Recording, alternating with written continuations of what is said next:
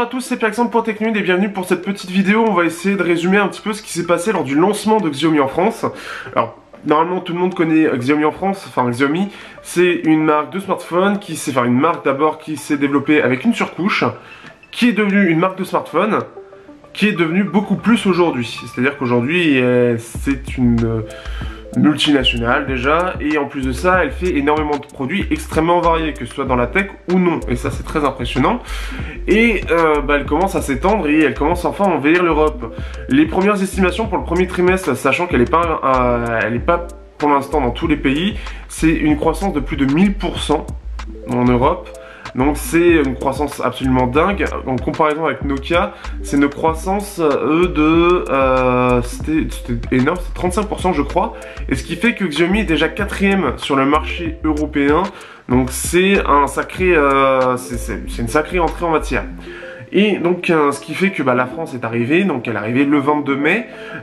J'ai pu suivre un petit peu le lancement. Donc il y a eu le lancement du forum, il y a eu le tournage d'une pub avec les fans Xiaomi de différentes communautés Xiaomi dans la France, et donc l'arrivée donc en France, tout simplement la présentation qui a été faite à l'hôtel Intercontinental Le Grand à Paris. C'est un hôtel 5 étoiles extrêmement classe, très classe. On sent vraiment que ça rigole pas dans cet hôtel en termes de qualité. 500 € la nuit. Et donc, ce qui fait que on a une petite présentation. Alors, je vais essayer de faire vite un petit peu sur ce qu'on a eu. Alors, ce qu'il faut savoir, c'est que moi, je suis arrivé en mi-fan et pas en tant que presse, parce qu'il n'y avait pas forcément beaucoup de place en termes de presse. Et ce qui fait que je suis en mi-fan dans les petites photos que vous devez voir. Ce qui fait que la personne qui nous a un peu présenté la marque, c'est le senior vice-président Xiaomi, c'est Wang Xiang.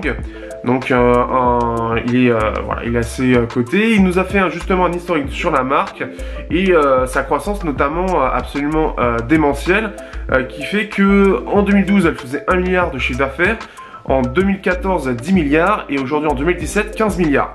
Donc c'est absolument énorme, c'est énorme de chez énorme. Ils ont fait une comparaison avec plusieurs entreprises qui aujourd'hui sont des références, qui sont les plus grosses entreprises au monde.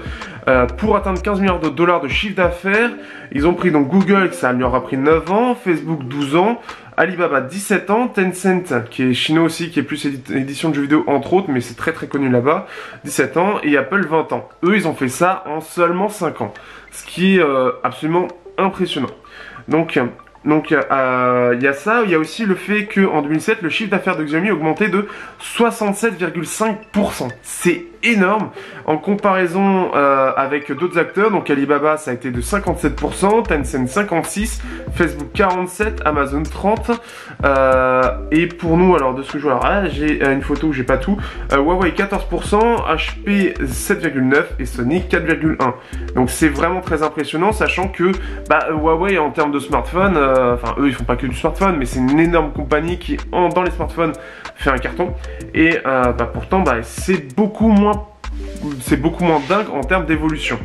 Il y a aussi Google à 23%, donc c'est pour dire l'évolution absolument dantesque de la marque en fait. C'est surtout d'une année à l'autre.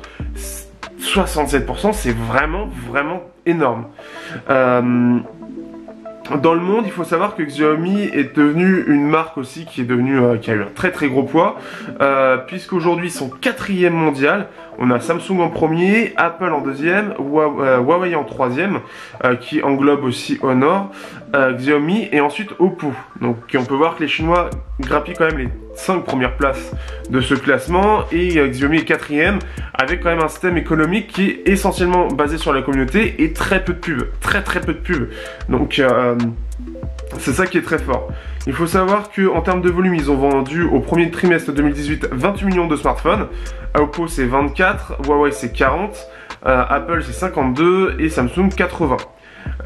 Et au niveau des parts de marché, c'est 8,4%. En comparaison avec l'année dernière, au même moment, donc premier trimestre 2017, c'est 14,8 et 4%. Donc c'est doublé en fait, c'est tout simplement doublé. C'est très très fort par rapport à ça.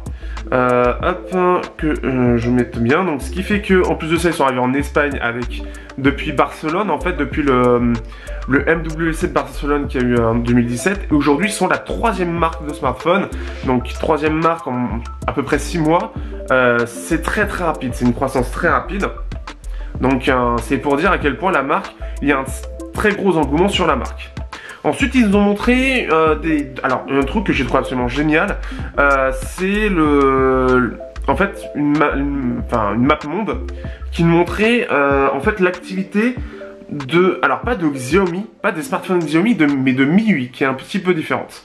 Il faut savoir qu'à la base, MIUI, et donc Xiaomi, c'est une surcouche. La surcouche MIUI des Xiaomi est très connue, mais avant d'arriver sur les smartphones Xiaomi, c'était une ROM qui pouvait s'installer sur n'importe quel appareil, tant qu'un développeur développait dessus. Donc en gros, c'est comme Cyanogen, bon, aujourd'hui Lineage OS, mais c'était le côté un peu chinois, le côté Xiaomi tout simplement. Et donc ce qui fait que même encore aujourd'hui, c'est toujours adaptable, c'est-à-dire que c'est pas une surcouche qui se ferme la marque, c'est une surcouche, il y a des outils pour les porter rapidement sur des ROM, sur d'autres smartphones autres que Xiaomi. Et c'est ça la très grosse différence. Et ce qui fait qu'on peut voir en fait au niveau du graphique, alors forcément en Chine, puisque c'est là où la marque est la plus présente, c'est extrêmement lumineux au niveau des points d'activation. En fait, c'est là, c'est les points d'activité qui est montré. On a bien sûr aussi l'Inde, qui est le deuxième plus gros marché pour eux, Inde qui est une grosse croissance économique, et là-bas ça fait un gros carton aussi.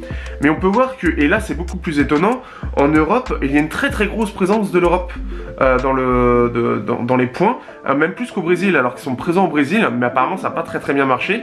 On l'a au Brésil, on l'a au Mexique, et un peu partout aux États-Unis, donc c'est assez, en soi c'est assez connu.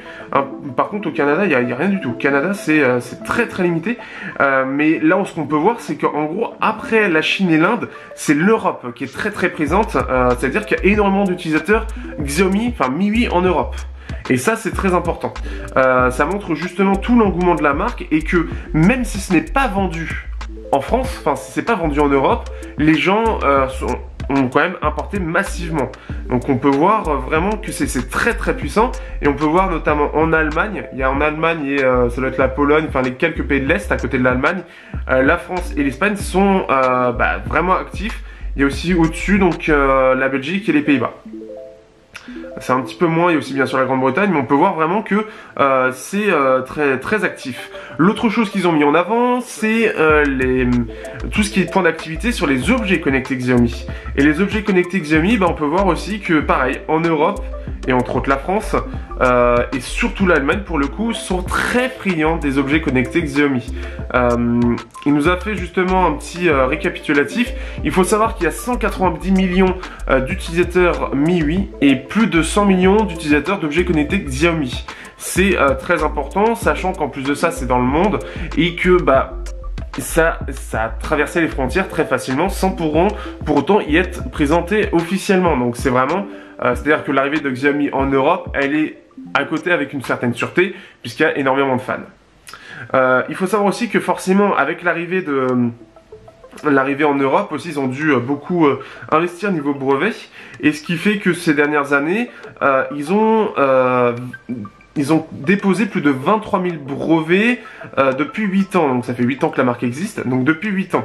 Il faut savoir que 51% des brevets sont en Chine et 49% sont mondiaux. Donc pour se protéger de n'importe quel procès ou pour justement dire regardez, on a les brevets, donc vous pouvez pas nous attaquer, on a le brevet. Ce genre de choses. Donc ce qui fait que c'est aussi pour se protéger par rapport à ça et pouvoir arriver en Europe là-dessus. Ils ont aussi annoncé, pour bien mettre en avant la marque aussi, c'est que ils ont reçu plus de 200 prix internationaux en termes de design. On l'a souvent vu, moi je me souviens surtout l'avoir vu avec les Piston 3, qu'ils avaient eu le design du Red Dot Award, qui est souvent allemand, mais en fait il y a plein de pays, donc il y a allemand, il y a Design Award, il y a Gold Award, enfin il y en a plein, je vous voyais normalement le petit truc, et ils ont décroché plein de prix. Ce qu'ils mettent en avant justement, c'est que parmi les nombreux acteurs présents, eux ils font partie des prix où en fait c'est entre 1,5 et 0,4% des acteurs qui sont retenus en termes de design, qui sont retenus. Et c'est ce qui fait que c'est très peu. Et Xiaomi fait partie de tous ces grands prix. Ils en font partie. Ce qui est très très fort. Ils ont aussi montré un petit peu leur modèle d'affaires. Donc c'est un côté où c'est matériel, plus nouveau retail, donc au niveau de la vente, plus service internet. Donc c'est vraiment, on a entre tout ce qui est hardware, donc smartphone, télévision, routeur, écosystème et speaker AI, donc enfin les enceintes connectées. Mais en plus de ça, c'est soutenu par Mi.com qui permet de la vente par internet de smartphones, Mi Home, tout ce qui est domotique, tout ce qui est partenaire de commerce, donc avec les différents vendeurs, et partenaire retail, donc ça doit être aussi avec les opérateurs en retail, je sais pas exactement. Et tout ce qui est service, donc dans la finance, MIUI et pub. Donc c'est un très gros modèle, c'est de large, c'est assez tentaculaire en fait, ça englobe énormément de choses Xiaomi, parce que même avant même de faire des surcouches, il faisait déjà de la vente par internet. Qui a été d'ailleurs, c'était Joy, je sais plus le nom exactement, mais ça avait été à l'époque racheté par Amazon au tout départ. Donc ce qui fait qu'il y a ça. Il y a aussi le fait, ils ont mis en avant qu'en termes d'innovation technologique ou en termes d'entreprises dites intelligentes, BCG et MIT Technology les ont mis dans leur classement. Donc BCG dans les 35e, que ce soit en 2014 et en 2015, 35e compagnie, enfin 35e entreprise la plus innovante, et MIT Technology Review en 2015, ils l'ont mis deuxième dans la catégorie des compagnies les plus intelligentes, les plus florissantes. Il y a Fast, j'ai pas le nom, en 2017, qui les a mis dans les à peu près 9e, je crois. Malheureusement, la personne était devant quand j'ai pris la photo. Donc ce qui fait qu'ils ont mis vraiment ça en avant, le côté design, le côté prix, la qualité, etc. Et après, ils ont commencé un peu à mettre en avant différentes choses pour la France. Alors déjà, ils ont mis qu'il y avait l'innovation et la qualité, donc un peu pour se mettre en avant. L'innovation détermine la hauteur de l'envolée, la qualité détermine la distance parcourue. Bon. Et par contre, il y a eu un engagement. Excusez-moi, je ferai pas la coupure. Il faut savoir qu'ils réitèrent un peu l'information qu'ils avaient donnée, c'est-à-dire qu'ils ne dépasseront pas 5% de marge nette par an sur l'ensemble tout simplement la marge bénéficiaire de Xiaomi. 5% maximum. Il faut savoir qu'il y a eu beaucoup de comparaisons avec d'autres marques. En général, en termes de smartphone, ils se font 2 $ de marge. 2 $, c'est très peu. Huawei en fait 12. Donc c'est déjà plus, et ils se font un peu d'argent aussi. Et bien sûr, le plus indécent, c'est Apple avec 120 $ de marge nette dans les smartphones. Donc ce qui fait que voilà, ils ont annoncé ça et ils ont dit si jamais on dépasse ces 5%, pour n'importe quelle raison, ils le redistribueraient aux fans. Donc je pense que ce sera des cadeaux, ce sera peut-être des thèmes, ce sera peut-être des choses à gagner, ce genre de choses, je ne sais pas exactement, mais c'est vraiment ça. C'est vraiment ça qu'ils ont mis en avant. Et le fait que voilà, ils arrivent en France, donc il y a eu cette petite bande-annonce mettant en avant pourquoi vous aimez Xiaomi, qu'est-ce qui fait que vous l'avez acheté, est-ce que vous en êtes content, c'est un peu ça. Ça l'a mis en avant. Ils ont mis en avant aussi qu'ils auraient donc leur propre store Mi.com à faire, donc pour pouvoir acheter les produits, mais bien sûr en plus de ça ils sont présents assez partout. J'étais assez d'ailleurs étonné de leur arrivée en France, d'arriver en fait, je pensais qu'ils auraient juste Mi.com et peut-être 1 ou 2 magasins, mais non, Fnac, Darty, Cdiscount, Amazon, Carrefour, Boulanger, Auchan, Leclerc, Orange, SFR, Bouygues Free, c'est tout le monde en fait, quasiment. Je veux dire, on a quasiment toutes les grosses enseignes en termes de vente en ligne ou en termes de magasins qui se sont engagés, tous les opérateurs. Donc c'est assez fort, sachant que pour moi, ils ont commencé à bosser chez nous il y a à peu près 1 mois. Donc ils ont fait très très fort. Ils ont montré un peu tous les produits qu'ils allaient vendre. Donc il va y avoir beaucoup de domotique, des vêtements, des montres, des casques, des talkie-walkie, des drones, des valises, des chaussures, des Lego, qu'est-ce qu'on peut voir d'autre, des batteries, des brosses à dents. Il y a vraiment de tout. Il y a vraiment de tout dans l'univers Xiaomi, l'écosystème est vraiment immense. Et là, ça montrait un peu tout ce qu'il y avait. c'est un peu d'électroménager, c'est un peu de tech, c'est un peu de vêtements, c'est un peu... Mais ça fait partie des... Enfin, c'est très très large. Alors après, on va faire très rapidement, mais en gros, ils nous ont présenté Lumix 2S. Alors, ils ont fait... ils ont invité Philippe Stark dans un message vidéo. Enfin, invité entre guillemets. C'est-à-dire que Philippe Stark a fait un petit message vidéo. Et en gros, ils vendent Xiaomi. Oui, c'est une marque très design, très sympa. J'aime beaucoup leur modèle économique, blablabla. Bon, il a parlé en français, donc on n'a pas son accent en anglais un peu pourri, ça aurait été marrant. Et ce qui fait qu'ils nous ont un petit peu remis en avant, en fait, ils ont mis en avant les smartphones qu'ils voulaient vraiment mettre en avant pour la vente en France pour les premiers mois, c'est-à-dire le Mi Mix 2, le Mi Mix 2S et le Redmi Note 5. C'est les 3 smartphones vraiment qu'ils ont mis en avant. En fait, ils ont mis en avant le fait qu'ils avaient fait les Mi Mix qui étaient assez incroyables, le Mi Mix 2 avec l'amélioration et l'arrivée du Mi Mix 2S qui forcément est le must de chez Xiaomi, notamment pour DxOMark. Donc ils ont fait vraiment comme s'ils annonçaient le smartphone, mais ça permet aussi de rebalancer l'information pour les gens qui n'ont pas suivi ou qui ne connaissent pas la marque et de connaître le produit. Donc c'est pas forcément dégueu. Et ce qui est bien, donc alors ils ont bien sûr fait une comparaison avec iPhone, bien évidemment avec l'iPhone X qui est 2 fois plus cher, donc c'était important. Et ce qui est bien, donc ils ont fait comparaison notamment photo. Ils disaient bon, c'est plutôt pas mal pour les deux, mais si on regarde de plus près, bon bah voilà, il y a les défauts de l'iPhone X. Et sachant que j'ai vu les photos sur DxOMark, puisqu'ils avaient comparé, ils ont fait des petites choses similaires. Ce qui est bien, c'est que c'est pas comme Huawei, ils font pas dans la surenchère. Ils montrent, voilà, la photo, regardez, le concurrent est plutôt bien, mais si on regarde, nous on fait mieux.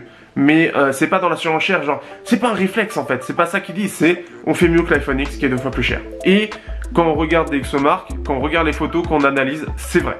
Donc ils ont pas fait dans la surenchère et ça c'est plutôt cool. Il y a une chose qui m'a fait tiquer, c'est surtout en fait qu'ils ont... alors, hop, je vais arriver. Ils ont fait un truc avec un système genre... le prix, c'est... c'est genre Michael Bay, mais pas trop, hein, Michael Bay cheap. Ça faisait un petit peu moyen par rapport au reste de la conférence qui était assez propre. Parce que c'est vraiment cool, parce qu'ils ont vraiment présenté le produit tel qu'il est. Et ils n'ont pas surenchéri, beaucoup de marques surenchérissent, en font un peu trop, donc on sait qu'ils en abusent un peu. Là c'était juste, voilà, regardez notre produit, il fait ça, il fait ça, il fait ça. Donc c'est vachement bien, bon bah voilà. Mais j'ai pas trouvé que c'était trop, ils en faisaient pas trop. Et ça c'était une bonne chose parce que beaucoup d'acteurs en font trop. Et son concurrent principal, par exemple Honor, avait déjà un peu tendance à en faire trop en général. Donc on savait que notamment sur la photo, il fallait faire attention à ce qu'ils disaient. Là, de ce qu'ils disent, en tout cas, ça a l'air beaucoup plus propre et beaucoup plus vrai que beaucoup de concurrents, donc ça c'est plutôt cool. Ils ont aussi lancé un système de chargement sans fil qui est à 20 € au lieu de 50 ou 70 par rapport à la concurrence. Donc ça c'est ce qu'ils ont mis en avant. Et le Redmi Note 5 ils ont comparé au Galaxy A8. Donc c'est bien, ça change l'Apple. Bon en même temps c'est plus un milieu de gamme. Et montrant les différentes choses qui fait que globalement il est mieux. Alors que ce soit la photo aussi. Mais aussi voilà, des super clichés qu'ils ont fait, etc. Mais on voit un peu plus les limites. On sent qu'en fait ils n'ont pas cherché à retoucher les photos ou quoi que ce soit. C'est brut et ce qui fait que le Redmi Note 5 qui moi je trouve il manque un peu de détails. Et sur un énorme écran, ça se voit. Ça se voit vraiment, c'est-à-dire que les photos sont belles, mais on voit les défauts, on voit que c'est pas assez défini, c'est pas assez précis. Donc ça c'est plutôt cool. Donc là déjà voilà un petit peu là-dessus, ce qui fait que ça s'est terminé un petit peu par le Mi Electric Scooter qui arrive aussi en France. Il y a une grosse communauté de gens de trottinettes en fait qui ont acheté la trottinette et je pense que c'était un très gros lancement pour eux. Ce qui fait que même pour ceux qui allaient à la boutique, et on va en parler juste après, eh bien les 200 premiers acheteurs avaient 50 € de moins sur le scooter. Donc ce qui fait que ça peut être intéressant, ça pouvait intéresser en tout cas. Mais ils ont montré que voilà, la commu est présente et ils ont bien répondu à l'appel. Et ensuite on est allé du côté de la boutique.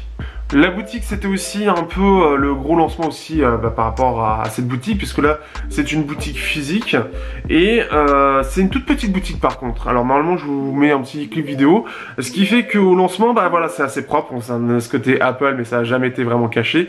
Il y a ce côté un petit peu Apple mais ça reste vraiment propre en termes de design. C'est par contre assez petit, on sent vraiment qu'ils ont pris un truc mais qui n'était pas forcément grand, qui permettait d'être suffisamment grand en tout cas pour présenter un peu tous les produits. Donc ce qui fait qu'on a l'entrée l'entrée principale qui va mettre en avant surtout toute la partie smartphone, la trottinette qui a été mise en avant, avec des enceintes, etc. C'est-à-dire qu'on a vraiment un petit bar en fait qui vont présenter plein de produits qu'on peut tester, donc enceintes ou écouteurs par exemple. Il y a tout ce qui est perche à selfie, powerbank, etc. Et vous avez les tables où il y a les smartphones, donc table typiquement type Apple dans la présentation, mais c'est assez bien réussi. Et il y a des petites différences qui fait que bon, ça fait un peu différent, mais ça fait Apple. Ensuite, et ce qui fait qu'en fait c'est un tout petit magasin, ça doit faire quoi? Ça doit faire 50 mètres, bon, peut-être 50-70 mètres carrés sur la surface. Et après vous avez un étage en dessous, et quand vous allez en dessous en fait vous avez toute une étagère de plein de petites choses, donc les écouteurs, des powerbanks, des sacs. J'ai failli craquer sur le sac City, je crois, je sais plus comment il s'appelle, le petit sac qui a l'air très sympa. Donc il y avait ça, et vous avez du côté gauche d'autres produits, donc il y avait la balance connectée, les brosses à dents, ce genre de choses, donc une quinzaine de produits sur deux tables en fait, tout en longueur. Et en fait du côté droit vous avez toute la partie télé, donc c'est-à-dire qu'ils ont mis la télé et le projecteur en place. Alors c'était pas parfait en termes de présentation parce que le projecteur, vu que les lumières est allumée, le truc c'est que forcément on voit pas du tout d'image, mais on avait ces deux produits là, donc ça permettait, il y avait même un canapé, donc ça faisait un petit peu salon et c'était assez sympathique. Ce qu'il faut savoir, et je vous conseille de regarder le live que j'ai fait, du lancement de Xiaomi.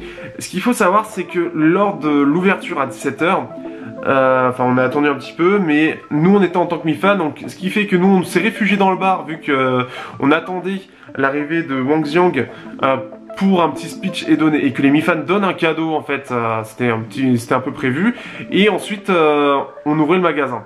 Le problème c'est que il y avait à peu près, qui attendait devant la boutique, une marque qui, je vous rappelle, est officiellement inconnue en France. Plus de 300 personnes devant la boutique à attendre de pouvoir entrer.